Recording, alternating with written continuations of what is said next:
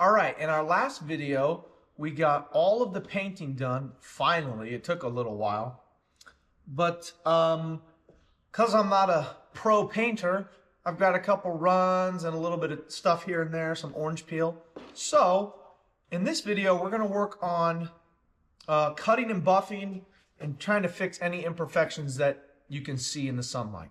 So, I already did this one as a test piece, and I got my methods down, and this looks like $1,000,000. Looks like you put it on a show car. So that's what I'm going for.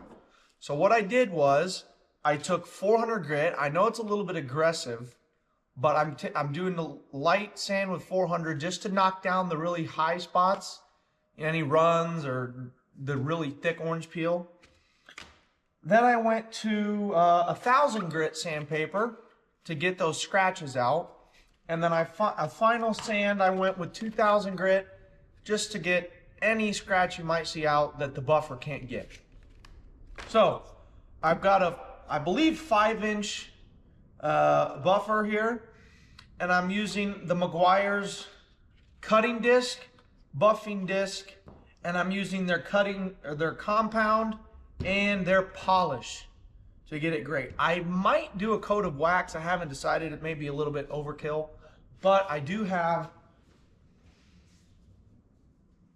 a Meguiar's wax disc as well. So if we need to do that, we can. So I'm going to do that. I don't know if I'm going to film a ton of it because it's going to be really repetitive. So this might be a really short video, just kind of before and after and me throughout the process. So keep watching and we'll get these looking great, and then we can work on our LED lights next video. Also, I forgot to mention, I might have actually a big project to do here at the shop, and I'm going to take the camera and I'm going to go show you kind of what that is. We might have to take a break from our letters for, I don't know, two to 3 weeks. All right, so a little backstory. This shop was built about two to 3 years ago, and I'm the first one actually in this space here. So for some reason, well, not for some reason, this wall has failed. So this is right out back here, and we got a retention pond here, and it's in Iowa, so it's been raining the past couple weeks. It's been raining a good amount, and I'm going to take you to the end of it so you can see. But it's actually, this wall is actually falling over, and it's only, you know, 2.5 years old, so it shouldn't be. So if you look down it, you can see it's leaning over. I'll go to some of the bad spots. But what happened is nobody, you can see it's eroding here, and it's just caving in this wall. So what happened is two things. There's no drainage behind this, so they didn't put any drain tile or anything, and there's barely any rock. They just filled the blocks there, and you can see they're actually lifting up from the other ones. So, and the other problem is the base. This is on such an incline here, the base is washing out, and they only have about half a course of block buried into the subgrade. So I talked to the landlord because I pointed it out to him, and I told him that I'll give him a bid. So this might be a big project that I'm going to be working on really soon here. So what I would do is add a whole nother course of block below grade so that it has a really good footing, and then add proper drainage the whole way along. But this is about 300 foot or so out to the road here.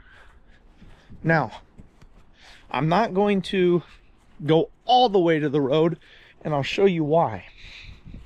And you might be asking, why is that side just tapered and this side has a wall? Because of code, that is so far away from that building that we only have about 20 feet here, so there had to be a wall for it's never going to undermine that, but that's what they're saying. So let's see here.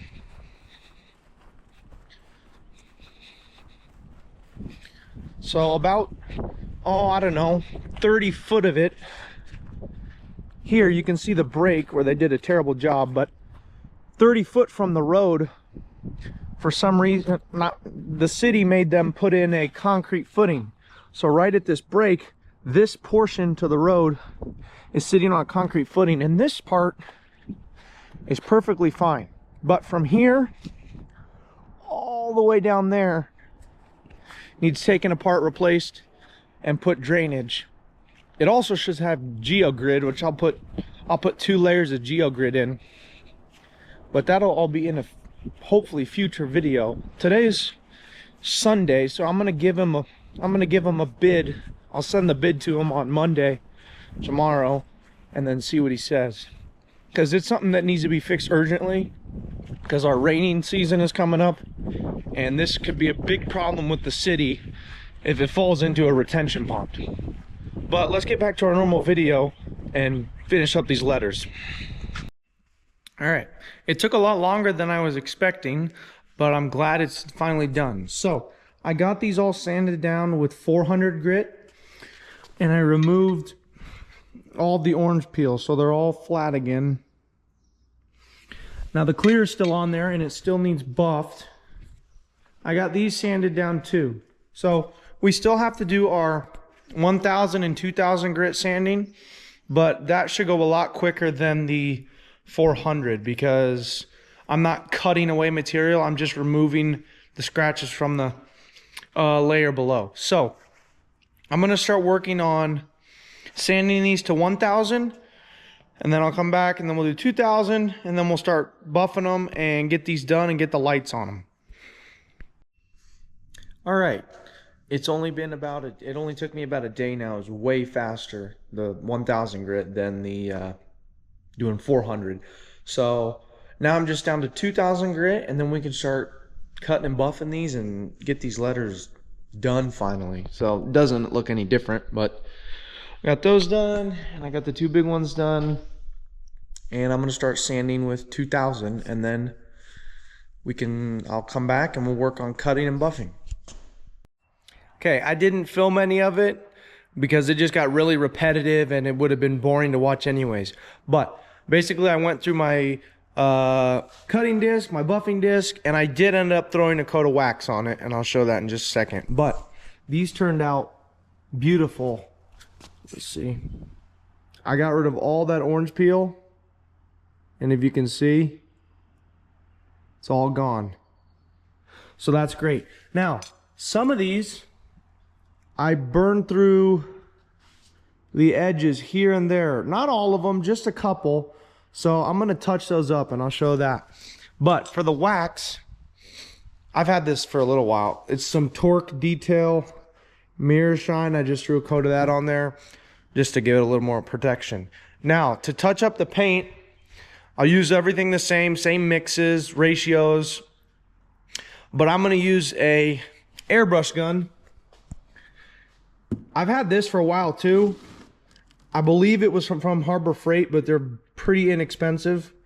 And that's just so I don't have to deal with overspray. I don't have to set the booth up, and I don't have to respray like the entire letters, because it's a very precise fan on it. So I can just touch up those little burn throughs on corners here and there, and then these will be ready for LED lights. So once I start touching these up, I'll show how I'm going to do it, and then that'll be about it for this video. Okay, I got our paint mixed up. I used my a teaspoon measure to get up a small batch, because I don't need a huge batch. I didn't want to waste anything, and the smallest on these cups is just way too much. I did put a tiny bit of hardener in there because we're just doing really minor stuff, and the cup on this gun, the airbrush, is not big at all. So that cup there I mixed up will probably fill it like 5 times. So I'm gonna let the hardener sit in there for 15-20 minutes to activate, and then we'll start touching these up and get this done. Okay, this is one of the letters I have to fix. If you see, the corner just has a slight burn through there. So all I do, I scuff this first just a little bit with 400 so it has something to stick. I take some denatured alcohol on a rag, clean that little corner up, and then take the airbrush here and just barely dust that, and it's gone.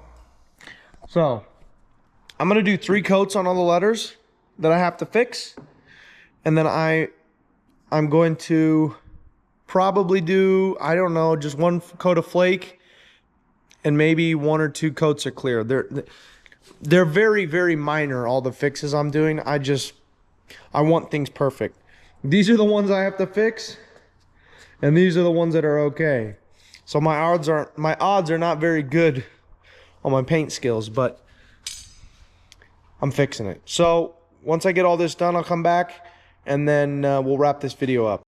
Okay, we just finished up and we got 3 coats on all these letters with the airbrush, and I touched up that Z and a little bit on that one. Now I'm gonna give it an hour and we're gonna put flake on it, and then we'll put some clear on them and they'll be done. Noah's editing the video right now and he's gonna help me with the letters too, but I'll give him an hour and then we'll get back to spraying. All right, finally, it felt like forever, but they are done. So I ran into one little issue and I knew it might be a problem, and it was. So because the airbrush, the needle on it is so much finer than my big gun. I can actually show you. So there's the needle on the big gun, and there's the needle on the airbrush. So because of that, the flake would not spray through the airbrush. It was clogging it up and it was too big for the tip. So I had to use the big gun. I turned the pressure, actually I left the pressure, but I turned the fan to as precise as I could, and I turned my material way down. So I got these all done. On all the little corners and things, I just wet sanded them a little bit with 1000 and 2000 to blend it into the surrounding area. And then I just cut and buff just the area that I touched. But these are all done and they're ready for lights. And I'm actually working on finding a container right now to pick up. So we'll do that soon. But thank you for watching, and come back to the next one and we'll get these lights all done and get this project done.